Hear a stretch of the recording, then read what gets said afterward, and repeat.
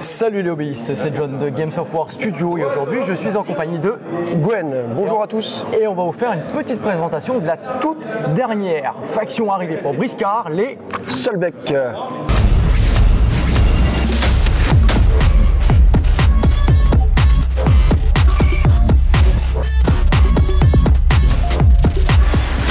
Donc Gwen, est-ce que tu peux nous parler de cette toute nouvelle faction pour Briscard? Une faction de Piaf? Je sais pas, est-ce qu'on a le droit d'en parler? Ah. Alors oui, effectivement, c'est la dernière faction, les Solbeck, ce sont des oiseaux, et anthropomorphes toujours, puisqu'on reste dans Briscard, donc on reste dans l'anthropomorphisme. Un peu de fluff ou Un peu de fluff, vas-y, introduis. D'accord, donc en fait, il y a fort longtemps, il y a des milliers d'années, quand les Ictiens avaient leur empire sur Anthropia, et ils ont commencé une guerre. Et à l'époque, il existait un autre peuple, les Solbeck, qui cohabitaient avec eux, au niveau de l'archipel du Bani, enfin ce que maintenant on considère l'archipel du Bani, mais avant c'était un continent entier. Et les Solbeck, avec l'aide de la magie des Ictiens, ont permis de faire élever une partie du continent, Qui est l'île des Bannis aujourd'hui? Qui est donc maintenant l'archipel des Bannis. Avec le temple dessus? Tout à fait. Et au-dessus, c'est élevé ce qu'on appelle l'Empyrée, le territoire Solbeck. Pourquoi tout le continent ne s'est pas élevé? C'est à cause du King Dodo. King Dodo, qui est le roi des Solbeck. Effectivement, il y a un concept Je vais vous le mettre en gros plan. Le King Dodo. Le King Dodo, qui aurait fait un peu foirer l'opération en volant quelques pierres de gravité qui permettaient au continent de se lever. Et donc pendant des milliers d'années, ils ont vécu comme ça, cachés dans les airs au-dessus des autres. Ils ont développé une technologie à énergie pour créer des nuages, pour cacher leur île, etc. Et l'Empyrée a dérivé au gré des vents, puisque c'était pas attaché. Ils ont rajouté des hélices, des gouvernails, etc. pour s'orienter un petit peu. Donc ils dérivent au gré des vents, etc. Et pourquoi ils redescendent sur Anthropia maintenant? Parce qu'il semblerait que la bande d'Imancho menée par l'empereur aurait volé peut-être l'un des biens les plus précieux à King Dodo, qui est une des pierres, enfin une ou plusieurs pierres de gravité qu'il avait à l'intérieur de lui. Et ça met un peu en danger l'île de l'Empyrée, enfin l'archipel de l'Empyrée. Ils sont vraiment au-dessus en fait. Ouais, ils sont vraiment au-dessus, et sans ces pierres-là qui apportent l'énergie pour tenir en l'air, il y a des chances que ça s'écroule. Donc le King Dodo envoie toutes ses troupes à la recherche de ces villes gredins de la bande d'Imancho. Ouais, pingouin ou manchot. Voilà. Voilà. Alors justement, j'ai une question. King Dodo, les pierres, ils les utilisent pour voler? Oui, alors à l'origine, effectivement, King Dodo, il est baraque. Et comme c'est un dodo, les dodos ne volent pas. Et en mangeant une pierre, il a pu voler pendant quelques instants. Et il a dit, oh c'est super cool, je veux voler. Et donc il a commencé à gober toutes les pierres comme ça et à chouraver à droite à gauche toutes les pierres qu'il a gardées à l'intérieur, et il a pu voler de plus en plus longtemps. Le seul problème, c'est que ces pierres-là, elles étaient prévues pour autre chose, et ça a foutu un peu le bordel. Et peut-être que ces pierres-là lui ont donné une longévité aussi importante, puisque je rappelle, ça s'est passé il y a des milliers d'années, le fait de l'envol, et il était déjà là. Donc voilà. Voilà, donc c'est un ancêtre en fait. Ah oui, c'est un ancêtre. C'est un peu la mémoire d'Anthropia, quoi. Et il est devenu king, pas parce que c'est le plus intelligent, le plus doué, etc., mais juste parce qu'il avait le pouvoir en lui de tenir les îles en l'air. Donc ils l'ont mis roi. Divinisé en quelque sorte. Ils l'ont divinisé, ils lui ont construit tout un château autour de lui avec toute une infrastructure mécanique pour tirer l'énergie pour les différents archipels, etc. Un petit leak, on l'aura en figurine, King Dodo? On l'aura en figurine, mais pas tout de suite.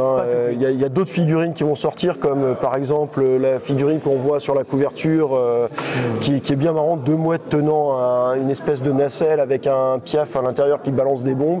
Le Robocock, il y a d'autres figurines qui sont prévues avant. D'accord.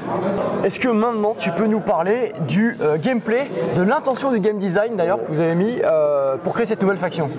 Alors effectivement, dans Briscard, on essaye de faire que chaque faction ait un gameplay différent des autres. Et celle-là apporte un nouveau gameplay, déjà rien que par le fait que ça soit des volants. Donc on va retrouver toutes les règles dans ce petit livret de règles. Les volants éléments vont permettre d'apporter la troisième dimension dans le jeu, bien qu'on l'avait déjà avec les décors, etc. Là, ils vont pouvoir s'en moquer un petit peu des décors en volant au-dessus. Attention, tous les Soulbeck ne volent pas, parce que c'est pas parce qu'on est un oiseau qu'on vole en permanence. Seuls les plus forts, entre guillemets, d'entre eux vont pouvoir voler de manière continue. Les autres oiseaux, on va considérer le vol plus comme des bonds. C'est-à-dire qu'ils vont pouvoir se moquer du terrain, mais ils démarrent au sol, ils finissent au sol. Un peu comme tout ce qui est moineau, etc. Ça se pose régulièrement au sol. Un rapace, un hibou, ça peut voler pendant des heures. Donc ceux-là peuvent rester en l'air plus longtemps. Donc le vol va apporter une dimension de, on va pouvoir se déplacer beaucoup plus rapidement sur la table. On va pouvoir avoir des lignes beaucoup plus facilement pour utiliser ses armes de tir. L'inconvénient, c'est que si on voit, on est vu, forcément. Et comme on va pouvoir se déplacer vraiment très rapidement, par exemple sur une table comme on a devant nous, les objectifs qui sont placés en hauteur, etc., on va pouvoir y aller très rapidement. En ligne directe, en fait. Quasiment en ligne directe. Le vol a cette restriction quand même que si on s'élève en altitude, on est ralenti puisqu'il va falloir battre des ailes beaucoup plus. Par contre, si on plonge vers le bas, on accélère. C'est l'air et là on ne ralentit pas, on ne perd pas de mouvement. D'accord. Donc ça c'est pour le vol. Après tous les Soulbeck vont apporter la technologie à énergie, les équipements à énergie. Un petit côté steampunk. Un petit côté steampunk, un petit côté futuriste. Les armes à énergie ont la particularité de la première fois qu'on les utilise, on ne fait pas d'échec critique. Donc c'est très rassurant pour les gens qui ne sont pas très chanceux. C'est-à-dire que même un 1, l'action sera réussie. Enfin, sera réussie. L'action sera passée. Après, est-ce qu'elle sera défendue ou pas, ça c'est à voir. Mais voilà, au moins on ne l'aura pas automatiquement échoué. Et ça c'est très cool. Par contre, le seuil va augmenter au fur et à mesure qu'on les utilise. D'accord. Donc admettons, je tire une première fois avec un pistolet-bec, je ne fais pas d'échec critique. La deuxième fois, je risque de faire un échec critique sur 1, puis 2, 3, etc. Mais rien n'empêche le Soulbeck de réarmer son arme pour faire redescendre ce seuil-là. D'accord. Alors là, déjà, d'emblée, ce que je vois sur cette faction, c'est mobilité. Oui.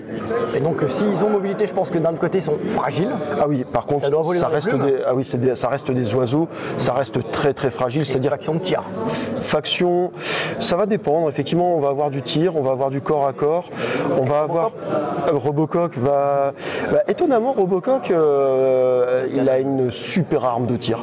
Il a une sorte de canon laser qui permet de traverser toute la table, qui va toucher tout le monde. Bon, il tire pas très bien, mais voilà. Et Robocock, dû à sa condition, par contre, c'est un énorme tank, puisqu'il a une armure à énergie complète qui va absorber énormément de dégâts. Il en absorbe 4 en permanence. Et en plus, lui, il a l'avantage de ne pas subir les effets négatifs s'il se loupe sur les échecs critiques. C'est vraiment une sale bête, le Robocock. Et après, on va surtout retrouver une faction de contrôle. Parce que, par exemple... Contrôle map. Ouais, c'est-à-dire que les Soulbeck vont introduire une nouvelle unité qui sont les nuées. Les nuées, en fait, on va pouvoir en acheter énormément. C'est-à-dire qu'on a une limitation max. Donc, par exemple, pour les passereaux qui sont ici, on va pouvoir en avoir maximum 8 dans sa liste. Ah d'accord. Donc ce qui est énorme. Par contre, on peut en déployer que 2 sur la table. D'accord. Donc les autres restent en réserve. Et dès qu'un membre de la nuée qui est sur la table devrait disparaître de la table, on a plusieurs options de jeu. Soit on le remplace immédiatement par un autre qui est en réserve. D'accord. Soit on vient dire tant pis, il est mort, enfin il est hors de combat, on le sort de la table. Et quand on devrait en réintroduire un, on le réintroduit à côté d'un autre de la nuée passereau qui est sur la table, ou alors on le redéploie dans sa zone de déploiement. Donc ça donne énormément de possibles. Est-ce que je reste pour embêter l'adversaire? Est-ce que je pars? Est-ce que je me redéploie pour aller gérer l'objectif ailleurs? Qu'est-ce que je fais avec? C'est un peu une capacité de respawn en fait. Ouais, c'est un respawn. Et certains membres de nuée, comme les passereaux pas, ont en plus une aptitude quand ils disparaissent.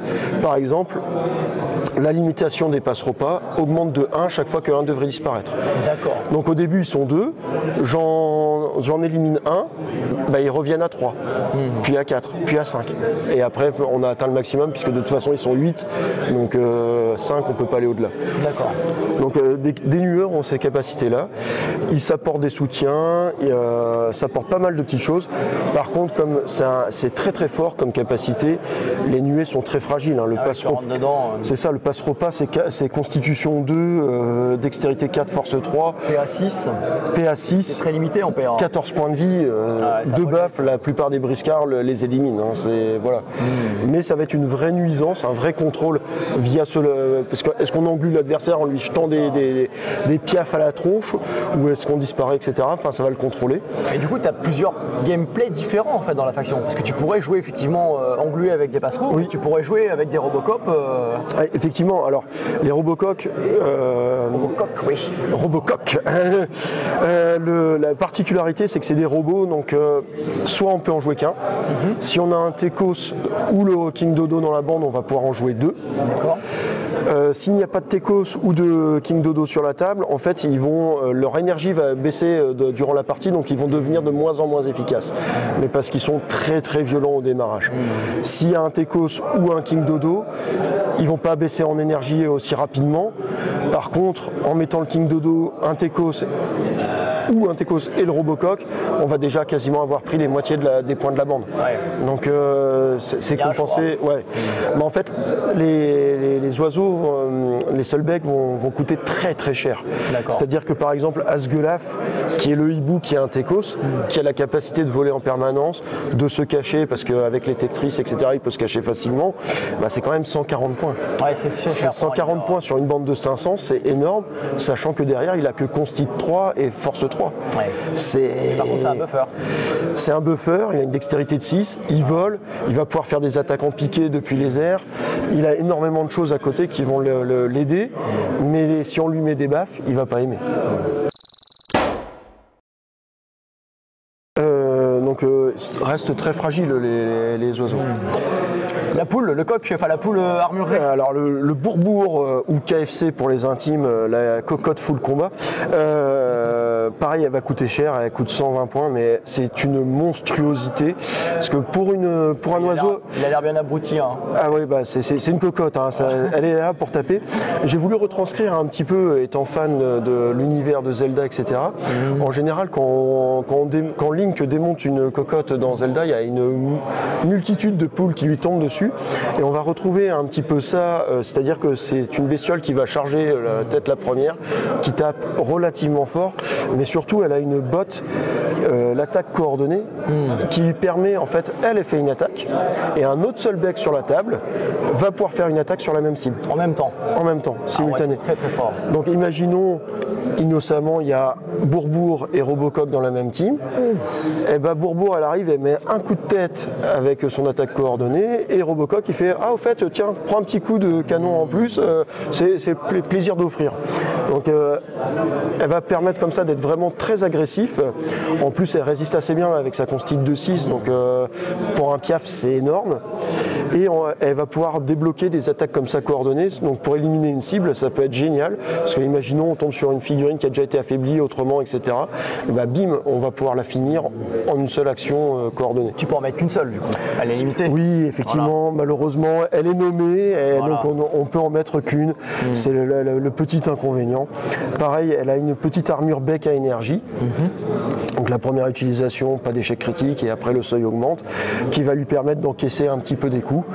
Et on le voit sur le concept, ou on le voit sur la figurine, elle a un magnifique casque qui va la protéger de certains effets comme sonner et assommer, qui pourraient la ralentir dans son mode brutal. C'est un petit tank en fait. C'est un petit tank, effectivement. C'est d'ailleurs pour ça qu'elle coûte 120 pièces d'or. Et en termes de points de vie, elle a combien?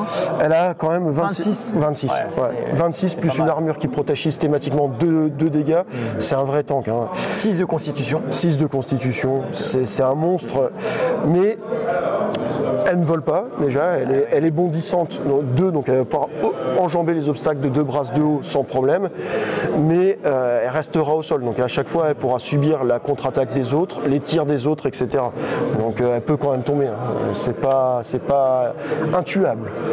Grosso modo, tu considères par rapport aux autres factions, tu considères le classement des Solbeck à quel niveau aujourd'hui dans la méta Briscard? C'est très. Elle est toute jeune, elle n'a pas testé encore en tournoi ni rien, mais. C'est ça, en fait. En bêta-test, elle a été monstrueuse parce que les coups des oiseaux étaient plus bas, etc.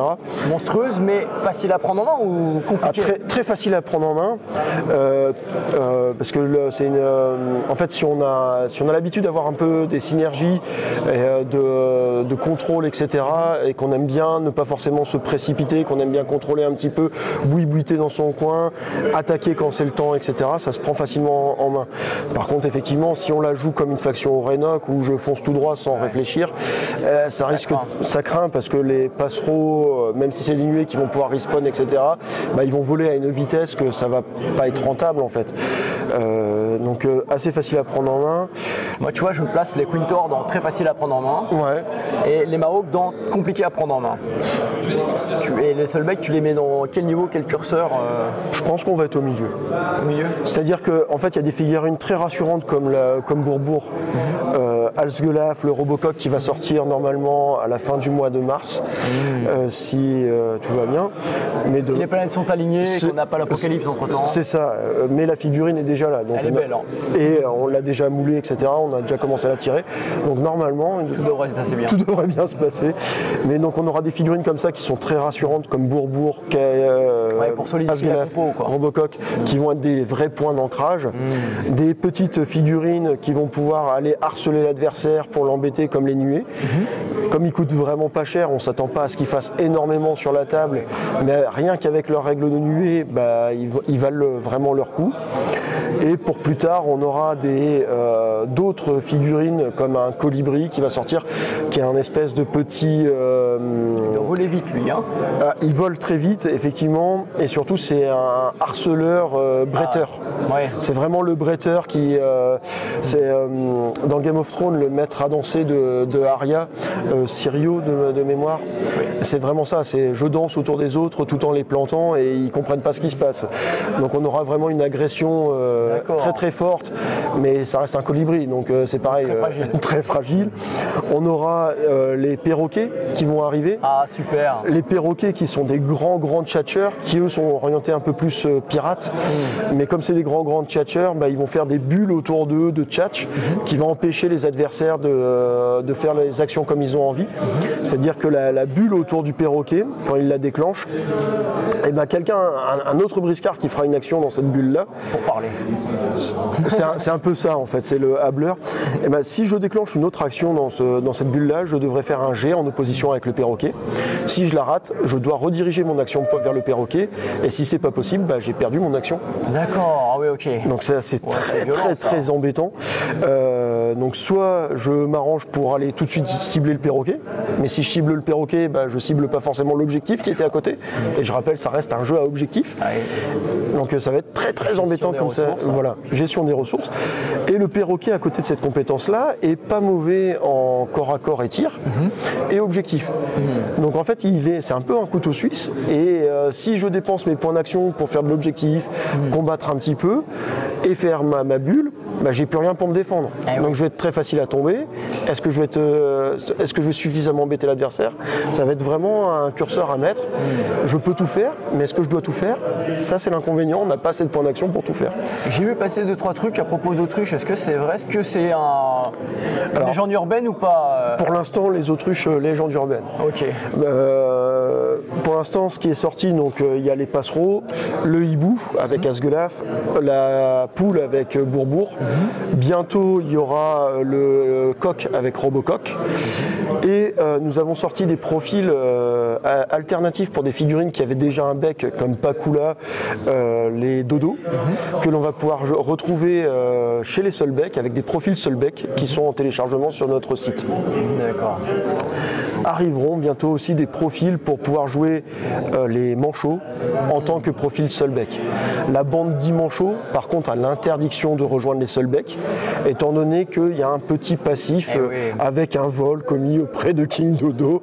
Donc on ne peut pas jouer du tout les profils mercenaires de la bande 10 manchots. D'accord. Par contre, ces figurines-là vont pouvoir être réutilisées avec des profils qui vont sortir seul bec.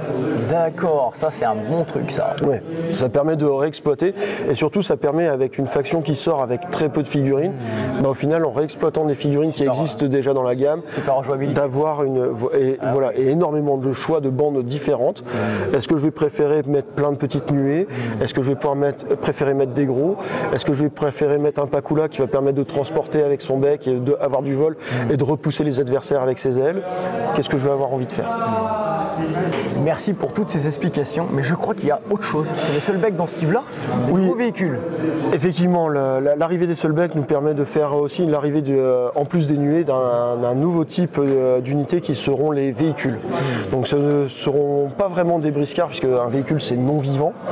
Ça aura des règles spécifiques qui sont donc décrites dans ce livret.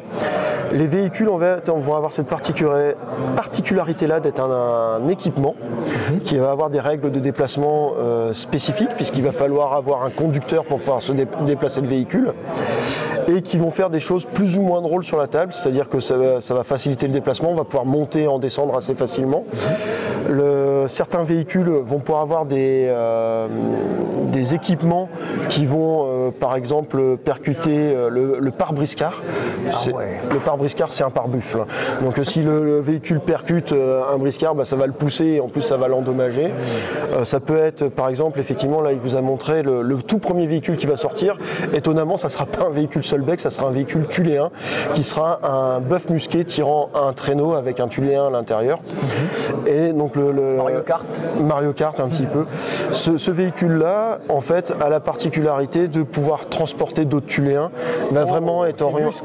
Voilà, ça va être vraiment orienté vers les tuléens. C'est vraiment le clan, la famille.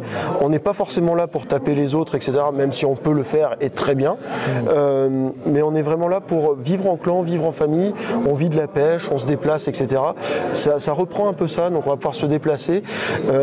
On reste quand même avec dessus un briscard qui va pouvoir lancer des harpons, tirer, etc. Être un peu protégé par le véhicule, puisque le véhicule va pouvoir le protéger. Et à tout moment, il va pouvoir descendre pour faire un objectif, remonter à bord. C'est quand même très plaisant. Et combien il peut emmener de tuléens?